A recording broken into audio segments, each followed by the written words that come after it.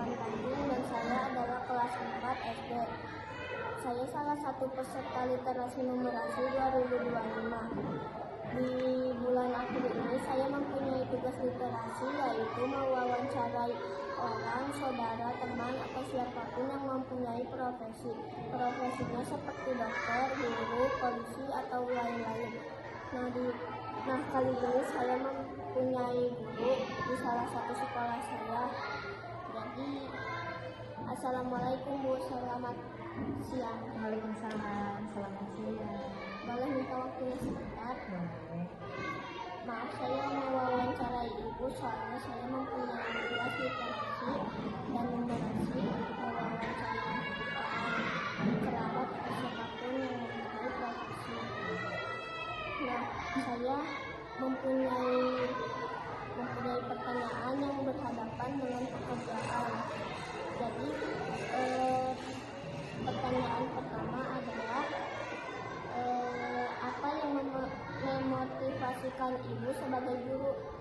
Baik, terima kasih Adek untuk waktunya menyampaikan.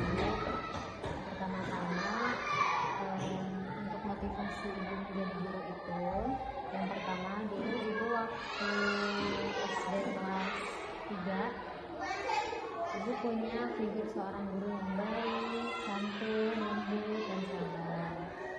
Beliau itu adalah guru Ibu waktu kelas 1. Nah, melihat guru Ibu pada saat itu, Ibu merasa bahwa sepertinya Ibu ingin bercita-cita menjadi seorang guru, ingin seperti beliau. Jadi Ibu memiliki teladan, memiliki figur guru yang baik. Jadi Ibu merasa bahwa sepertinya cita-cita saya pengen jadi guru. Itu yang pertama. Kemudian yang kedua, setelah Ibu besar kuliah, Ibu memutuskan untuk memilih jurusan keguruan ini karena yang pertama suka anak-anak juga, terus Ibu ingin berbagi ilmu kepada anak-anak, ingin bermanfaat ke depannya dalam membangun generasi bangsa. Itu mungkin motivasinya. Ya, jadi yang kedua, bagaimana Ibu menghadapi tantangan dalam pembelajaran? Ya, untuk tantangan tentunya banyak ya, Dek. Banyak sekali tantangannya, bukan hanya dari siswa, tapi dari diri Ibu juga tantangannya. Tantangan bagaimana Ibu menghadapi tantangannya, yaitu Ibu selalu belajar setiap harinya. Dari setiap tantangan, Ibu belajar bagaimana menghadapinya dengan tenang. Kemudian yang kedua, Ibu belajar bagaimana untuk menyelesaikan tantangan tersebut. Nah, yaitu dengan cara belajar dari internet, salah satunya dari internet. Kemudian yang kedua, belajar dari guru-guru yang lain yang lebih senior, kan pengalamannya lebih banyak ya. Jadi ketika Ibu menghadapi tantangan, Ibu cari tahu, Ibu belajar dari internet, dari buku. Kemudian Ibu juga mencari tahu bagaimana menghadapinya dari rekan guru-guru yang lainnya yang lebih berpengalaman. Karena pengalaman itu kan guru terbaik ya. Jadi Ibu juga belajar untuk menghadapi bagaimana menyelesaikan tantangan-tantangan tersebut. Yang pasti lebih sabar, lebih tenang, dan pastinya tidak berhenti belajar terus. Terus yang ketiga, apa momen yang paling berkesan Ibu selama Ibu mengajar? Ya, momen paling berkesan banyak ya. Nggak cuma satu, apalagi mengajar di kelas 1 itu momennya sangat banyak. Kalau harus diceritakan semuanya itu tidak cukup 5 menit, pasti banyak. Mungkin Ibu momen paling seru ya tadi, momen paling berkesan itu ketika karena terlalu banyak itu.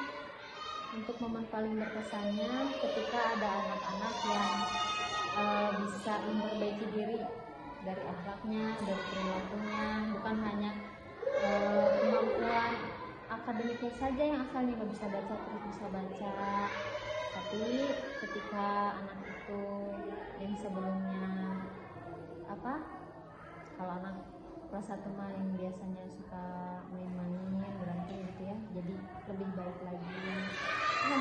serius salah satunya. Terus bisa bermain sama anak-anak kelas 1, belajar sambil bermain.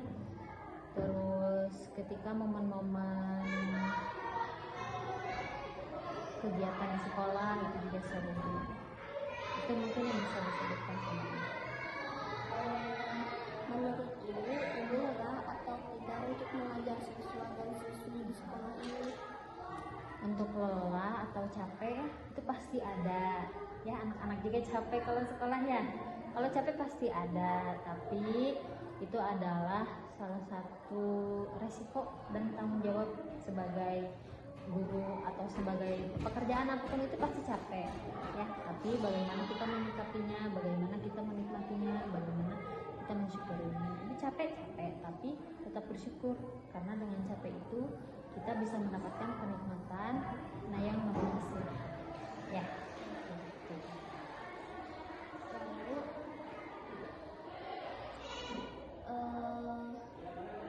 apa tantangan terbesar ibu yang pernah ibu hadapi selama mengajar?